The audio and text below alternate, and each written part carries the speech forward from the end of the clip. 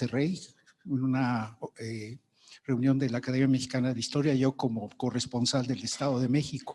Y entre abril y ahora, otro abril, pues posiblemente surgió otra tercera batalla, que es de la que quiero hablarles al final. Así que me disculpan si voy un poco rápido, porque sí quiero una mala costumbre que tengo de que nunca llego a las conclusiones, ¿no? Bueno, batallas entre comillas, ¿no? Dedicatoria. Estos son nuestros colegas que han trabajado recientemente, mexicanos, hay otros extranjeros muy importantes, que han trabajado el guadalupanismo de una manera profesional. La doctora Bonfauvecer, aquí está Rodrigo, con sus grandes contribuciones, Antonio Rubial, otro gran investigador que fue compañero mío en la universidad. Aquí está el padre Morales, por supuesto, Jaime Cuadriello, historiador del arte, Francisco Miranda, con un extraordinario libro sobre los remedios y Guadalupe, Jorge Trasloceros, que tiene un interesante artículo que me inspiró algunos de los aspectos que voy a tratar ahora. Jorge Trasloceros tiene un artículo que ya va a dar a conocer, que es el de las voces letradas de la tradición guadalupana. Muy bien organizado, muy bien estructurado. El maestro Rafael Tena, con sus traducciones de casi todos los textos en lengua náhuatl, y Manuel Olimón Nolasco, que ya no está con nosotros, ¿no? Son nuestros queridos colegas, a los cuales yo les agradezco todo lo que han trabajado acerca del guadalupanismo. La primera batalla es en el siglo XVII, los 4 evangelistas guadalupanos, y cómo me voy a centrar en este gran mosaico de estudios guadalupanos, solamente algunas teselas, que es principalmente el Nican Mopogua, cómo se conocía y qué es lo que ha sido hasta nuestra época, lo que se ha avanzado en el conocimiento de la piedra angular de la tradición guadalupana. Ojo, estoy hablando de tradición. Yo nunca utilizo la palabra mito guadalupano, es la tradición guadalupana. En eso insiste mucho en el artículo el doctor Trasloceros, ¿no? La segunda batalla son los aniversarios de canonización de San Juan Diego Cuauhtlatoatzin, y otra vez el conocimiento del Nican Mopogua. Eso ya se da en el siglo XX y XXI. Estamos en el XVII y después del XXI.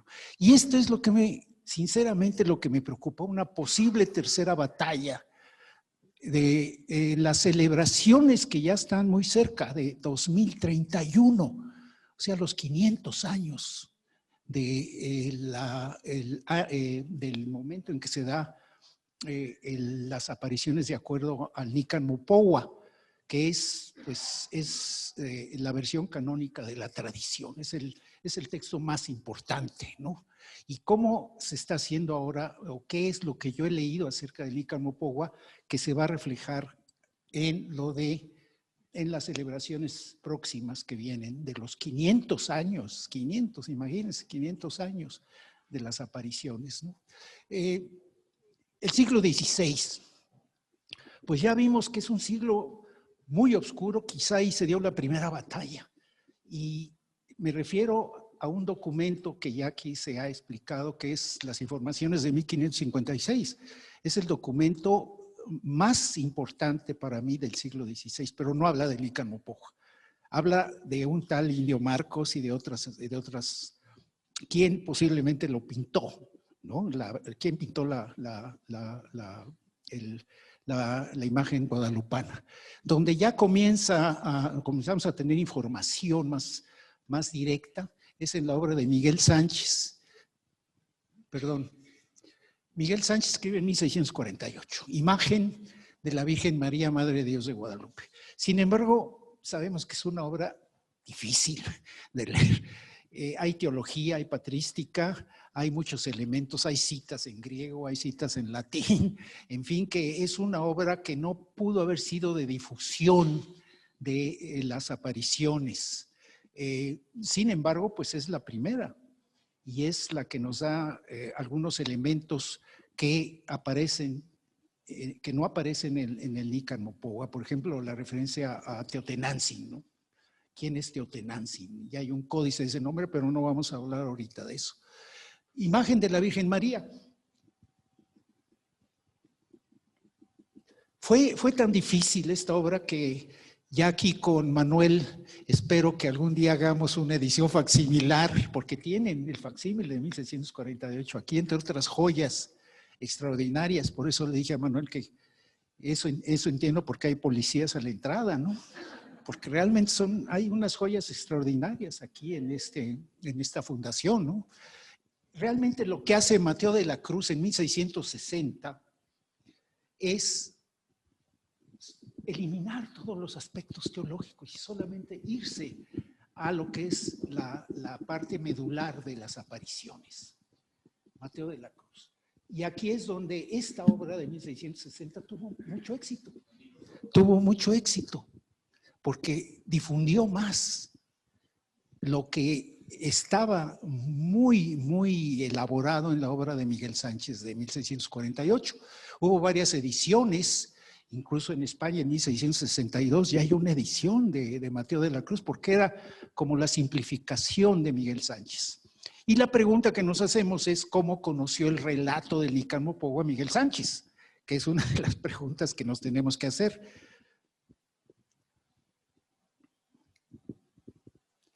Lo que me llama la atención de la portada de la obra de Sánchez es la viñeta. Es una viñeta extraordinaria. Porque está la Virgen, pero no solamente como inmaculada, no es tanto como la imagen que tenemos nosotros en la tilma de Juan Diego según la tradición. Tenemos el escudo de los Habsburgo, las llaves de San Pedro, la tiara papal, la luna con un tunal. Recuerden ustedes que es un tunal, no es un nopal. La ciudad no se llama Nopaltitlan, se llama Tenochtitlan, ojo. Son las tunas lo que dan el nombre a la ciudad de Tenochtitlan, no el nopal. Sale de la luna. Entonces, aquí ya estamos viendo en 1648 cómo poco a poco el culto, quizá muy probablemente indocristiano, como yo considero, se va volviendo el culto de la Ciudad de México. Y se va haciendo cada vez más criollo. Y aquí precisamente uno de los aspectos que trata Miguel Sánchez en su texto es la relación entre luna y tunal. Y él infiere una serie de aspectos muy interesantes, como diciendo, un momento, ¿no? La Virgen está asociada a Tenochtitlan también. Por eso está surgiendo el tunal, ¿no? Las tunas verdes, quizás rojas, a las que se refiere el glifo toponímico de Tenochtitlan, ¿no? Y aquí está ya en el siglo XVIII los mismos elementos que se comienzan a dispersar, a ser también muy importantes, quizá basados originalmente en la viñeta de Miguel Sánchez de 1648. Y vemos poco a poco cómo el culto se va haciendo el culto de la Ciudad de México, muy importante eso, ¿no? Y vean ustedes otro aspecto muy interesante, es un culto ya sobre todo de milagros personales. La placa de Estradanos de 1606 posiblemente, son milagros a personas. La Virgen de Guadalupe ya se le remueve los aspectos de fertilidad agrícolas y es la que hace que las aguas salgan de la Ciudad de México en las grandes inundaciones. La que se queda más como una virgen referida a aspectos agrícolas es la de los remedios, de San Bartolo Naucalpan, Totolinga, porque es la que trae las lluvias. Y ahorita, por favor, récenle mucho, ¿no? Es la que trae las lluvias, pero la Virgen de Guadalupe se convierte más en esta parte milagrosa personal. Ya no es la Virgen ni de los Tenochcas, ni de los Tlatelolcas, ni de los de Cuautitlán, es la Virgen de todos, a la manera como vienen las mariofanías españolas, ¿no? Después viene la gran obra, el Hueytlamoquizoltica, ¿no? 1649, Luis Lazo de la Vega, que nos mete en un problema. Él se hace autor, se hace el autor. Y lo que llama la atención es que el texto solo está en náhuatl, no hay texto en español. Hay una parte en español nada más, ¿no? Son 3 partes, quizá 4, pero el Nican Mopou, el Nican Motecpana y el Nican Tlantica están en náhuatl. Entonces dice, bueno, si quieren difundirlo, ¿por qué no hacen una traducción al español? Aquí no está.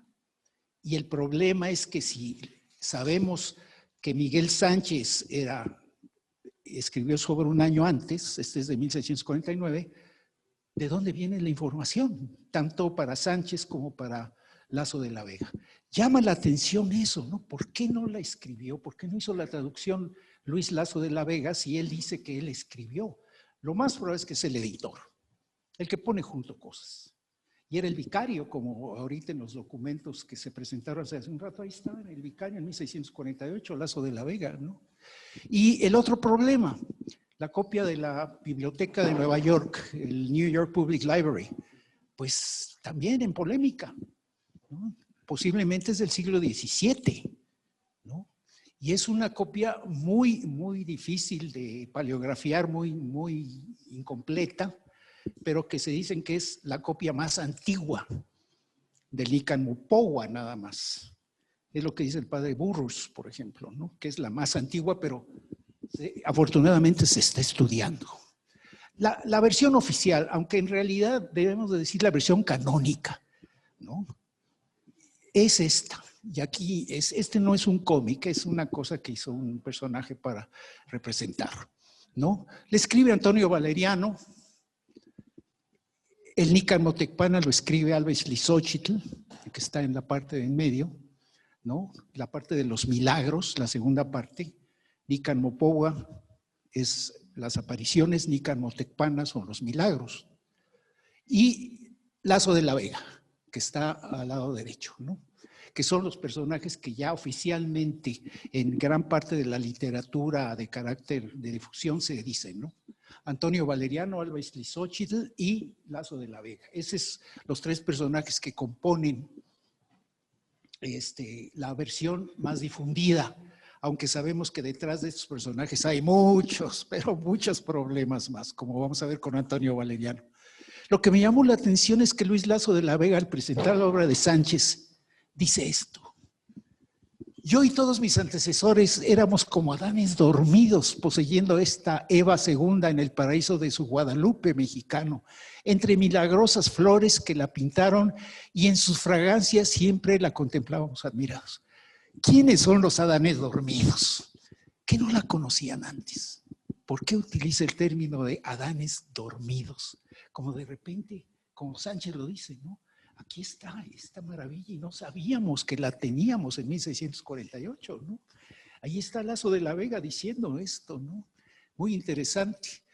Y comienza entonces esta batalla por, hasta aquí lo que les quiero decir es que no hay una traducción completa del Nican Mopowa en este momento. Viene después, el cuadro de 1653.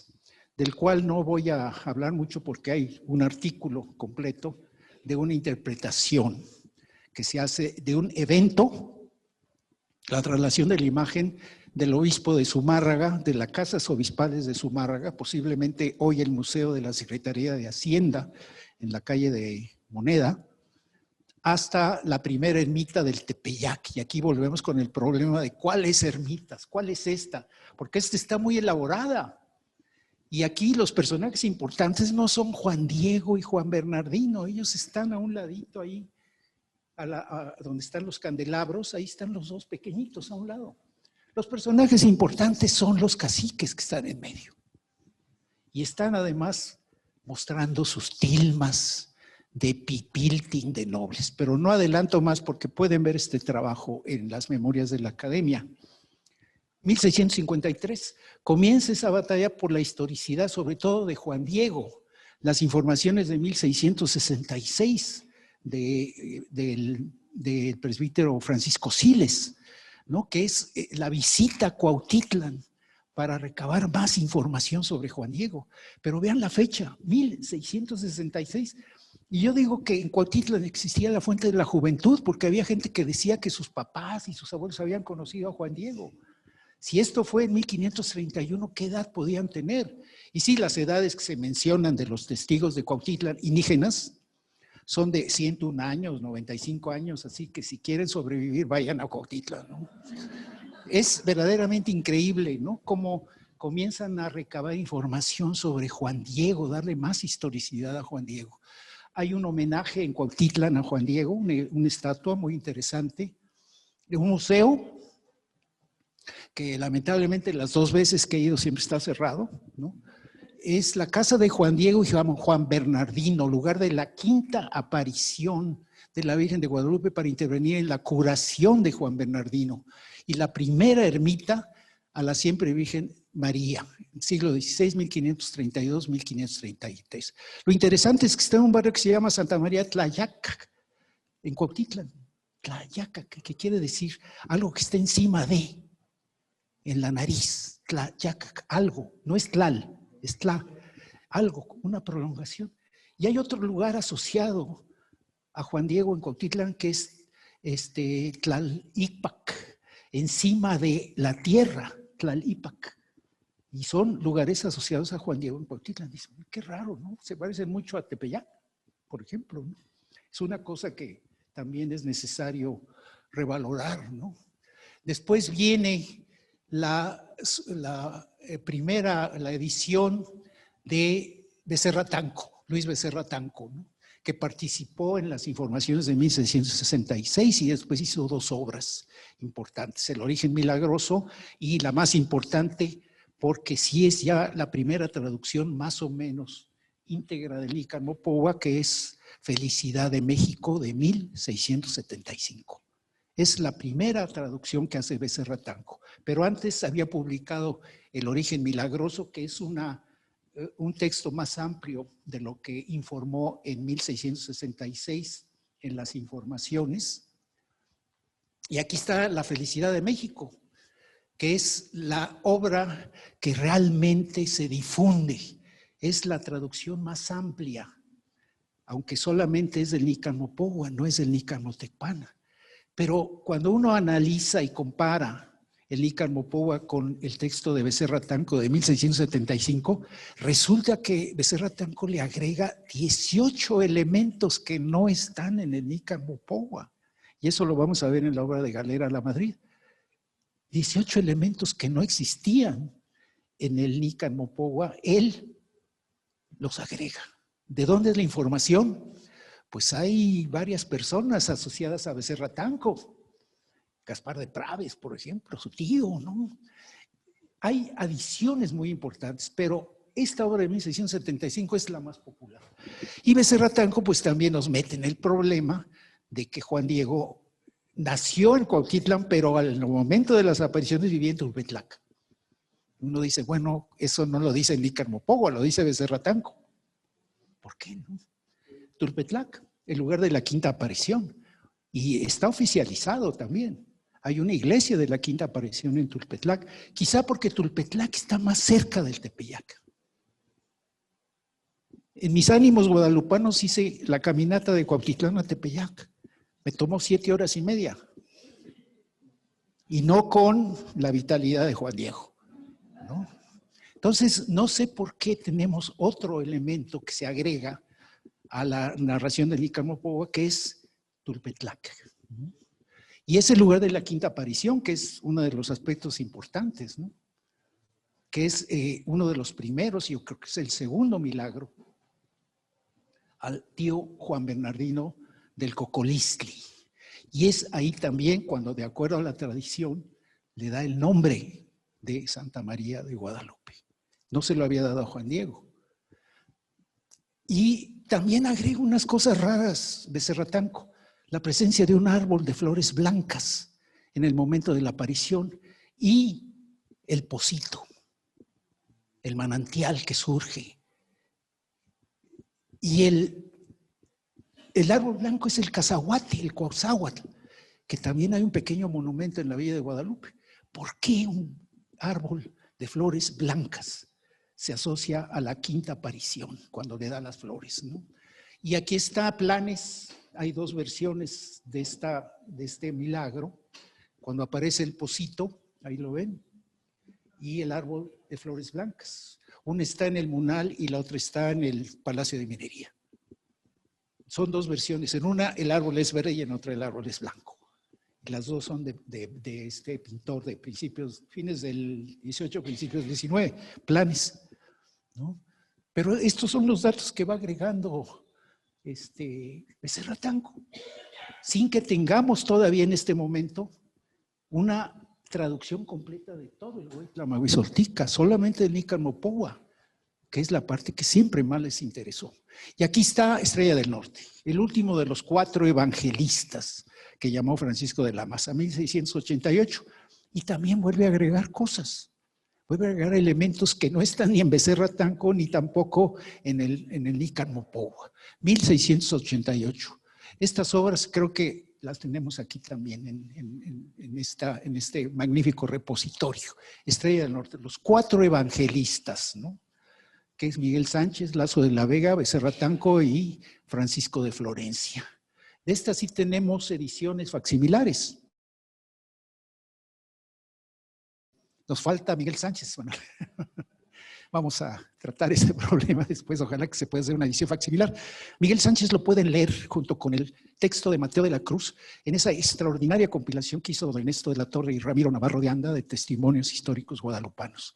Pero no es una edición facsimilar, nada más es el texto con imprenta moderna, no es facsímil. Pero ahí está, si les interesa un día y no pueden dormir, vayan a ver a Miguel Sánchez, ¿no? Porque realmente es un texto muy pesado, ¿no?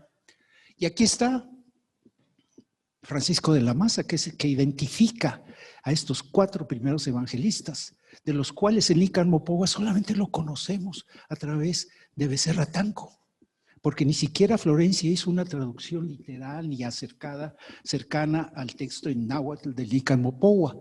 Y dice Jorge Tlalocero, bueno, es que los 4 evangelistas no eran historiadores, no les interesaba tanto la historia, eran devocionales. Eran textos devocionales los que ellos querían.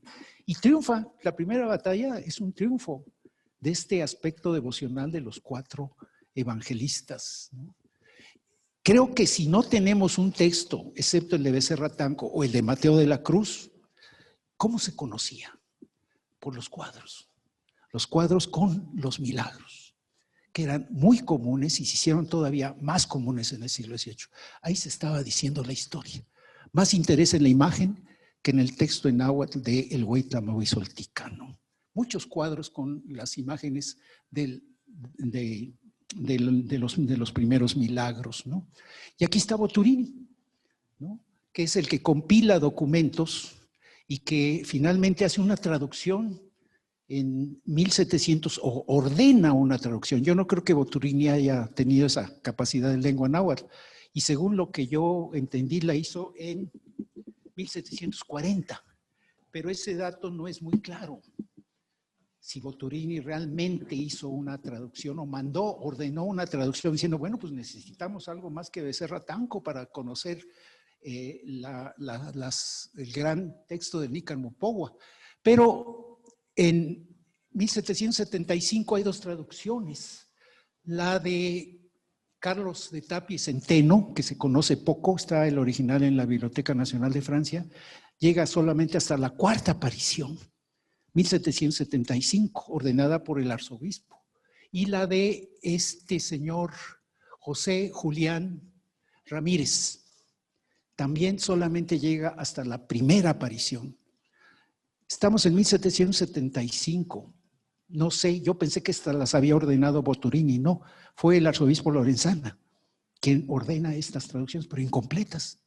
O sea que llegamos al siglo XVIII y no tenemos más que lo de Becerra Tanco para conocer el náhuatl, ¿no? Viene el Casualzeta con una magnífica conferencia que dio Rodrigo sobre quién fue y los problemas enormes que tuvo después de su famosa carta al arzobispo Antonio Pelagio Labastida y Dávalos, que quizá quien andaba allá atrás haciéndole el mal era Vicente de Paula Andrade, ¿no? Es muy probable que él fue el que la publicó, la tradujo del latín al español y al rato ya andaba por todos lados la carta que supuestamente era privada. Y yo creo que Casualzeta usa Becerra Tanco, no había otra. Posiblemente para enterarse y hacer esta carta tan magnífica, usó Becerra Tanco. Pero viene, imagínense, 1926, la primera importante traducción del Nícar Mopohua, Primo Feliciano Velázquez, y ese sí hace la traducción íntegra del Nícar Mopohua, del Nícar Motecpana y del Nícar Tlaltica. Estamos en 1926, preparando las celebraciones de 1931, ¿no? los 400 años, y estaba muy activo Primo Feliciano Velázquez. Esta es la traducción que más se usa ahora, porque es la más completa. Aquí está. Primo Feliciano Velázquez con los prólogos de otro importante guadalupanólogo de la época, don Luis García Gutiérrez, 1926. ¿Qué les parece? Es hasta 1926 cuando tenemos la primera traducción completa del Hueytla Bisótica, ¿no? Después vienen traducciones. La del padre Ángel María Garibay, 1978, del presbítero Mario Rojas Sánchez, no son muy conocidas y solamente tratan el Icanopowa. Y la de Garibay también se ha utilizado sin dar su nombre. Ojo, no dan su nombre, pero es la del padre Garibay, él tradujo. Entramos a los años 80, que es una época que a mí ya me tocó, que fue una época de gran apertura. Exposiciones, 450 años, 1981, y se hace este álbum de 450 aniversario con una apertura. Yo veía en ese momento una apertura por parte de las autoridades eclesiásticas para que los investigadores, historiadores se acercaran al fenómeno guadalupano con motivo de los 450 años, ¿no? Una gran exposición que ustedes vieron en un museo que ya desapareció, que estaba en Campos Elíseos, imágenes guadalupanas. Pues estaba yo fascinado, ¿no? Teníamos acceso a la biblioteca Boturini, invitaban a don Guiberto Jiménez Moreno, a historiadores del arte de la universidad, en el Centro de Estudios Guadalupanos, fundado en 1975. Dijimos, bueno, qué buena época, ¿no? Que se están acercando a nosotros, ¿no? Y precisamente en esta exhibición de 1986-87 es cuando conocimos la obra de Baltasar de Chaveola de 1606, que es la primera importante copia que se hace a principios del siglo XVII. Y está como un manto colgado, curiosamente, está como un manto colgado. Y estuvo expuesta. Sí, exactamente, exactamente, está como colgando. Pero vean ustedes la diferencia del estilo con la guadalupana. Este es Baltasar de Chaveorio, aunque hay historiadores del arte que están retando esta idea de que él, este importante pintor, sea el autor, ¿no? Y viene ya, aquí en 1990 y 2002, entramos en ruta de colisión. ¿Por qué? Por Juan Diego, la historicidad de Juan Diego. 1990, beatificación equipolente. 2002, julio de 2002, santificación de San Juan Diego Cuauhtlatoatzin. Y aquí está el momento en que se hace santo a Juan Diego. Y vean ustedes la condición de salud en la que venía el Papa. Pero vino. Y eso fue lo que ya cayó muchas voces, porque el Papa lo dijo y lo canonizó, ¿no?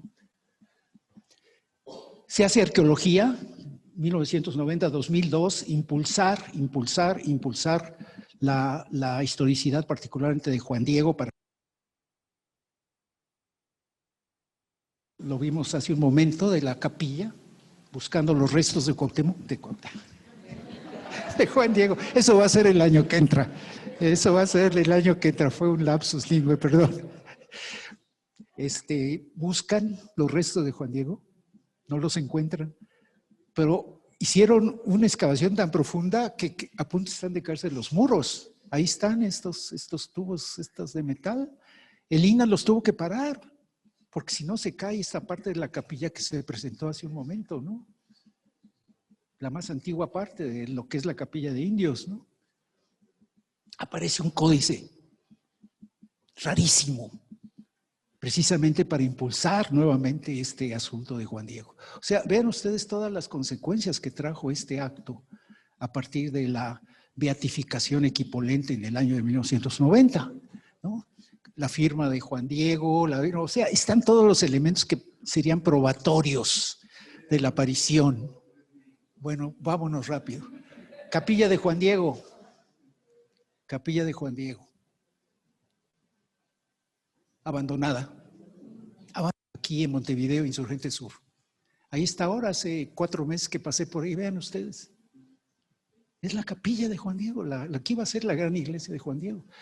Y, por tanto, el culto a Juan Diego. ¿Esta capilla dónde está? Montevideo, Insurgentes Sur, Insurgentes Norte y Montevideo, lo que era un cine antes. Era el cine con películas de Walt Disney, creo, ¿no? Entonces, la presencia de Juan Diego ahora está aquí, en la capilla de indios, y vean ustedes cómo está esta imagen. Ahí la transfirieron, porque la que originalmente se planeó no funcionó. Bueno, vienen las grandes, una de las mejores aspectos de este asunto de la canonización de Juan Diego desde 1990 fue la publicación. Los investigadores voltean otra vez hacia los asuntos guadalupanos. Aquí está la gran compilación de don Ernesto de la Torre, 1985, Edmundo Gorman, Destierro de Sombras, la traducción de don Miguel León Portilla, solo de Nícan Mopohua, la de Ortiz de Montellano, de la Universidad Iberoamericana. Aquí es donde hace una comparación y contrasta las diferentes traducciones que se han hecho del Nícan Mopohua, Jesús Galera La Madrid. Historia de Guadalupe, el grupo de Sousa, Lohart, ¿no? Y Poole, con otra idea respecto a quién es el autor o autores, ¿no? Una obra, una buena traducción, pero al inglés de la obra completa, ¿no? De Nebel, un investigador alemán que tiene un capítulo muy importante sobre el culto en Extremadura, muy bien documentado. El mío de documentos guadalupanos, el de Stafford Poole, también un libro muy importante, y este que quiero recordar con gran cariño, el de David Redding, que nos acaba de dejar. 500 años de historia guadalupana. Es un libro completísimo. 475 páginas, afortunadamente ya publicadas en español. En inglés se llama el Fénix Mexicano, ¿no? Y es el culto a través de 5 siglos. O sea, es un libro extraordinario el que hizo nuestro querido doctor Redding. Creo que él también hizo este otro libro del Fondo de Cultura, La canonización de Juan Diego, que lo pueden adquirir todavía, del doctor Redding, ¿no? El de Stafford Poole, de las controversias, sobre todo la desaparición de la corona en 1895 de la imagen guadalupana. El de nuestra querida Gisela von Boveser, las películas, hay que hacer un estudio sobre las películas guadalupanas. La primera es de 1917, esta que está recuperada por la UNAM, y yo creo que de las que más se salvan es esta, La Virgen que forjó una patria, porque las otras son historias un poco truculentas alrededor de la Virgen de Guadalupe, pero esta es de las más salvables. La de, no recuerdo ahorita quién fue el director, ¿no? La tercera batalla, y con esto ya terminamos. La tercera batalla por la historicidad de la tradición se dará en 2031. ¿Cuáles van a ser los argumentos que van a utilizar acerca del Nícan Mopohua? La versión que considero que puede ser oficial, aunque creo que no es completamente. Ya comenzaron a aparecer libros que nosotros llamamos jocosamente libros zamborianos, porque se venden en Sanborns, ¿no? Y son bastante caros, ¿no? Ya comenzaron a aparecer sobre la cuestión de lo que se va a hacer en 2031. Y este libro en particular, que es el que en este momento sintetiza cuál va a ser la posición frente al Nícan Mopohua de lo que la iglesia o este autor en particular, que insisto, no sé si es lo oficial, eso lo vamos a ver en el futuro, de la iglesia católica, que es el del padre Eduardo Chávez, que ha estado muy activo en las cuestiones sobre la Virgen de Guadalupe y las celebraciones de 2031. Y pues habrá que verlo y habrá que ver qué es lo que sucede entre ahora y este año, ¿no? Pero ya apareció uno del Nícan Mopohua, escrito por un aparicionista que está muy activo en los medios de comunicación, ¿no? Un nuevo Juan Diego que apareció en el Códice de Tlatelolco, no sé de dónde lo sacaron, pero supuestamente es un Juan Diego que yo no vi en el Códice de Tlatelolco. Y finalmente, pues en esas estamos, ¿no? Afortunadamente, por la controversia sobre Juan Diego, muchos investigadores voltearon sus intereses hacia estos tópicos. Si nos van a hacer o no nos van a hacer caso. Lo que no quiero es un déjà vu de lo que pasó en 1990 y 2002. Que volvamos a hacer esa confrontación inútil entre aparicionistas y antiaparicionistas. ¿Por qué? Porque los antiaparicionistas no somos antiguadalupanos. Estudiamos más la tradición que la historicidad, porque ya sabemos que la historicidad es un cuello, es un callejón sin salida, porque no tenemos suficiente información. Y seguiremos en esta vía de un gran relato, como ahora lo hemos visto, un gran relato que es una historia oscura, pero una luminosa presencia. Muchas gracias.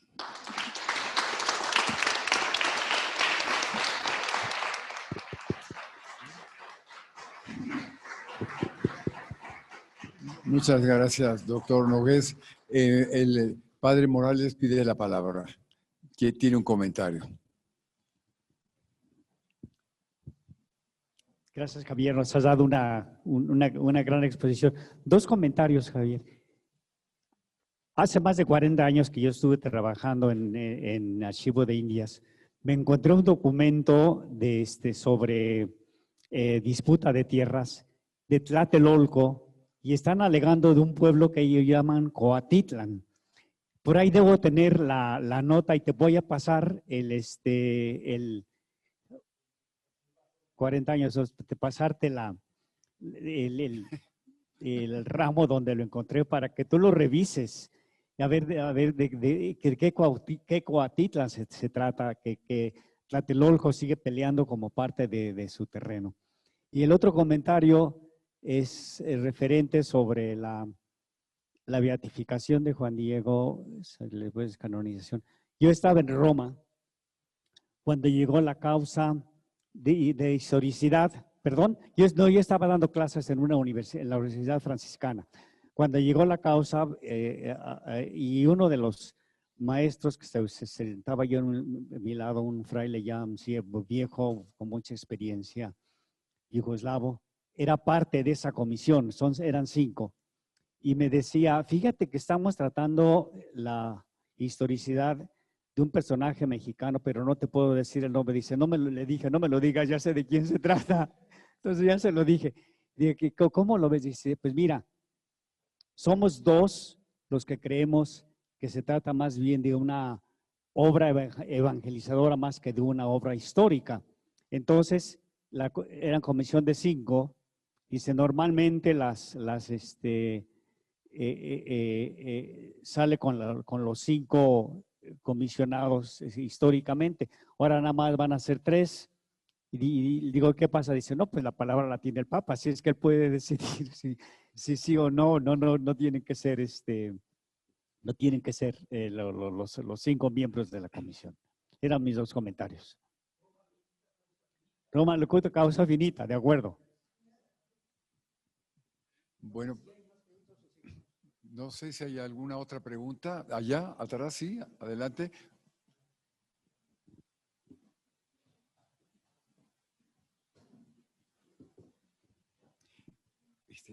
Una sugerencia, como estaba comentando en la última batalla, viene precisamente pues toda esta preparación, un novenario hacia 2031.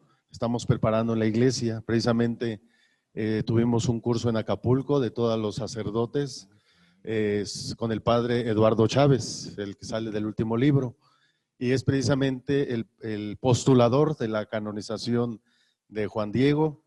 Y yo, una sugerencia aquí al profesor, al doctor Manuel, no sé si él ha estado aquí, pero él tiene toda una relación ya un poquito más completa de todos esos documentos, pero quién influyó en quién tradujo a quién, sí, hasta llegar, porque hay en la discusión es que no hay documentos del siglo XVI, y sí los hay, ¿sí? Entonces, sería bueno que en esta preparación, pues, invitáramos al padre para que nos diera precisamente una serie de conferencias sobre eso. ¿Por qué?